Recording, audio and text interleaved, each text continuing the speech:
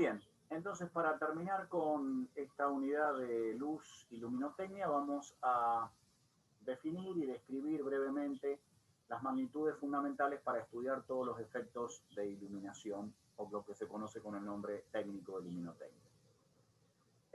Esto surge como necesidad para describir la distribución del flujo, de la intensidad luminosa, del flujo luminoso, es decir, de la energía lumínica en una determinada superficie, en un determinado ambiente.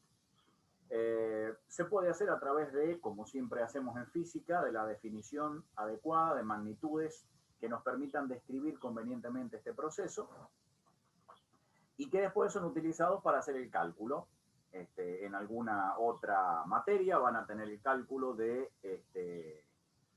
iluminación para ambientes, es decir, para interiores y para exteriores, y van a utilizar justamente estas magnitudes que vamos a definir. Empecemos hablando del flujo luminoso. El flujo luminoso tiene que ver con la energía, mejor dicho, la potencia, es decir, energía lumínica o energía que se manifiesta en luz visible por unidad de tiempo.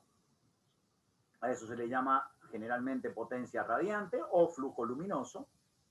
Nosotros vamos a definir el flujo luminoso dentro del rango de la luz visible, como es obvio, y la definición es la parte de la potencia radiante emitida por una fuente luminosa que es capaz de excitar los ojos, es decir, de ser percibida a través de nuestros ojos. Esta definición se basa en el hecho de que cualquier fuente luminosa, pongamos por ejemplo una lámpara cualquiera, emite una cierta cantidad de energía lumínica, pero no toda esa energía está dentro del rango visible, y esto es una consecuencia de los procesos por los cuales está emitiendo luz, y es muy variable dependiendo de cuál sea el mecanismo utilizado por esa fuente luminosa para producir la luz. Solamente tomamos en cuenta, en cuanto a la definición de flujo luminoso, la energía por unidad de tiempo, es decir, la potencia que irradia esa fuente luminosa en particular y que está dentro del espectro visible. Hay que decir que, digamos, esta, a ver, permítanme. Bueno, directamente no está dado acá el cálculo. Hay que decir que toda fuente luminosa emite energía o produce energía, no solamente energía lumínica, que está dentro del rango visible y fuera del rango visible, y esa evidentemente no nos prestaría ningún tipo de utilidad, sino que también, en alguna proporción, también emite otro tipo de energía, como por ejemplo energía calórica. Entonces, la fracción de energía lumínica que puede excitar nuestros órganos sensoriales, es decir, puede excitar la vista, que es percibida por la vista, es lo que se denomina flujo luminoso y que viene especificado, digamos, en las características técnicas de esa fuente luminosa, como podría ser, por ejemplo, un foco, ¿sí? Dentro de esas características. Ya vamos a hablar enseguida de eso. La potencia en física se mide en vatios, eso ya lo hemos visto en la primera unidad, ¿sí? Luego, lo lógico sería medir en vatios ese flujo luminoso, ya que es una potencia que tiene que ver con la energía lumínica. Pero por ser justamente solamente lumínica y dentro del rango visible, la unidad de medida es el lumen, ¿sí? Y esto lo pueden percibir, o es un dato, digamos, es una información que ofrece el fabricante de esa fuente luminosa y que actualmente está apareciendo mucho cuando uno va, por ejemplo, a un supermercado a comprar un foco de LED o radiante de a través de algún mecanismo. No solamente dan la potencia eléctrica, es decir, la potencia en vatios que tiene esa lámpara, sino también ofrecen la información de los lúmenes que esa lámpara emite. Hay que decir de paso que el ojo humano no es igualmente sensible para todas las ondas luminosas, y esa sensibilidad está dependiendo de la longitud de onda o también de la frecuencia. Ya sabemos que una es la inversa de la otra. Acá en la gráfica se ve una curva de sensibilidad justamente donde muestra claramente que la mayor sensibilidad del ojo humano a la luz se alcanza para una longitud de onda correspondiente a 555 nanómetros. Esto tiene que ver con la luz amarilla o dentro del rango de luz amarilla o verdosa, ¿sí? Es decir, ¿qué quiere decir esto? Que el ojo humano percibe con mayor facilidad luz que venga en esta frecuencia o en esta longitud de onda, es decir, en este color. Percibe con mucha mayor sensibilidad, con mucha mayor facilidad, los colores amarillos verdosos que los rojos o los violetas, es decir, en los extremos del espectro visible. Vamos a definir una magnitud que la vamos a utilizar enseguida para poder definir, valga la redundancia, otras magnitudes lumínicas, y que es el ángulo sólido. Así como el ángulo es una magnitud que me sirve para cuantificar la abertura o la separación entre dos semirectas, el famoso ángulo, que ya sabemos que viene medido en radianes, es la unidad de medida para los ángulos correcta o conveniente en matemática. También está el ángulo, podríamos decir, espacial, que sirve para determinar una determinada región abarcada en un sector determinado del espacio. Y eso está dado por el ángulo sólido, que está medido, cuya unidad de medida es el estéreo radián, que se lo simboliza con la letra SR. El ángulo sólido medido en estéreo radián responde a esta fórmula, y esto es, fíjense ustedes, el cociente entre el valor del área de la superficie proyectada desde un centro sobre una superficie esférica, dividido el cuadrado de la distancia del centro de esa esfera hacia la superficie. Esto da por valor la medida del ángulo sólido, que, vuelvo a insistir, se mide o tiene como unidad de medida el estéreo radián.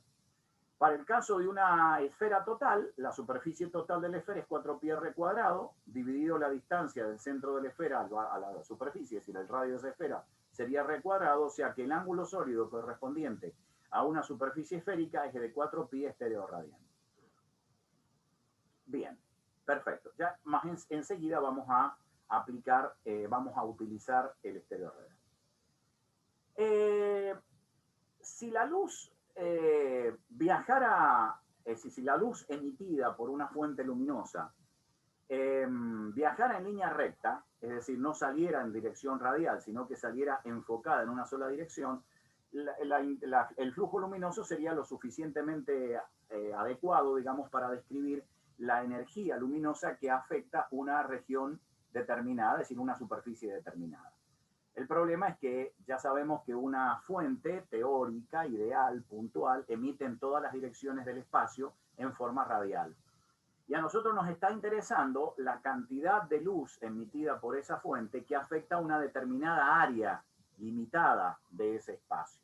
Entonces aparece, debido a esto, la intensidad luminosa como el cociente entre el flujo luminoso dividido el ángulo sólido que abarca ese flujo luminoso orientado, direccionado en cierta región del espacio. El flujo luminoso, como habíamos dicho, está medido en lumen, el ángulo sólido en estéreo radián, el cociente entre lumen y estéreo radián da una nueva unidad de medida para la intensidad luminosa, que es la candela. Bien. Pero, en general, esto se refiere a la cantidad de luz que emite una fuente y que está direccionada en cierta región del espacio. A nosotros eso no es una magnitud demasiado útil desde el punto de vista del cálculo de del cálculo de la iluminación de una determinada área.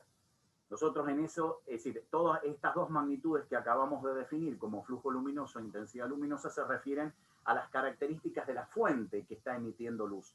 Y a nosotros nos interesa, más que nada, la cantidad de luz que está emitiendo una fuente, pero que afecta cierta área, cierta región limitada, que es la que a nosotros nos está interesando iluminar. Es decir, hacer el cálculo de iluminación es calcular la cantidad de luz que nosotros podemos direccionar o extraer de una fuente luminosa para iluminar cierta área determinada.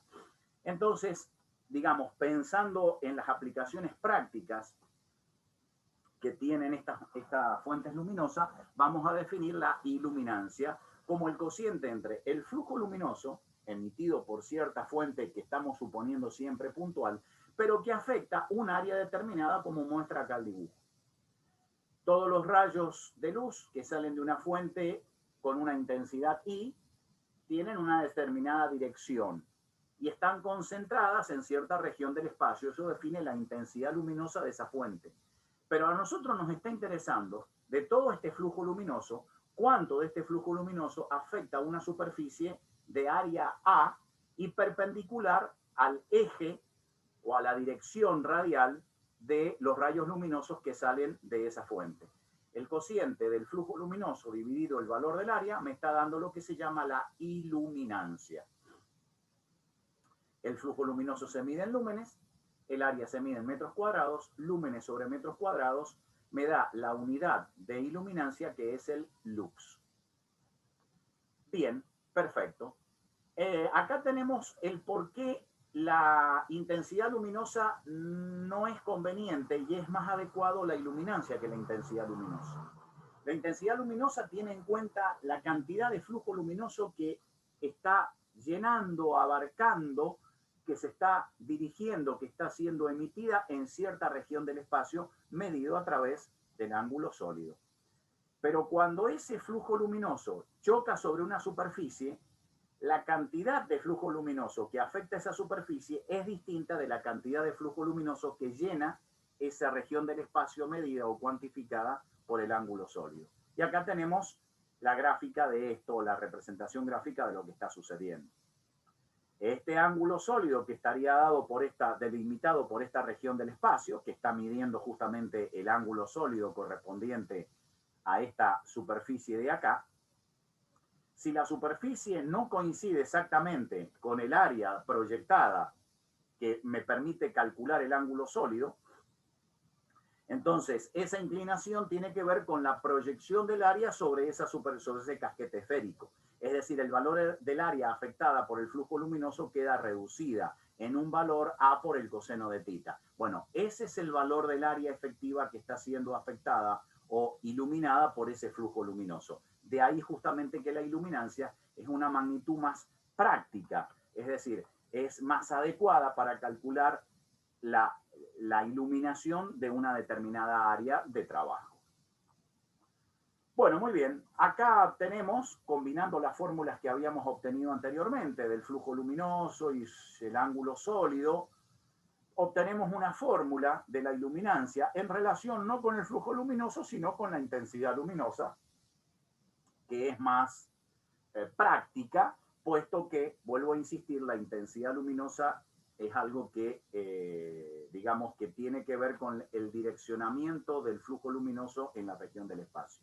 Fíjense ustedes que la relación entre intensidad luminosa e iluminancia es esta, y aparece como coeficiente de relación la inversa del cuadrado de la distancia desde la fuente luminosa, vuelvo a insistir con este concepto que estamos suponiendo que es puntual, sobre la superficie que estamos queriendo iluminar.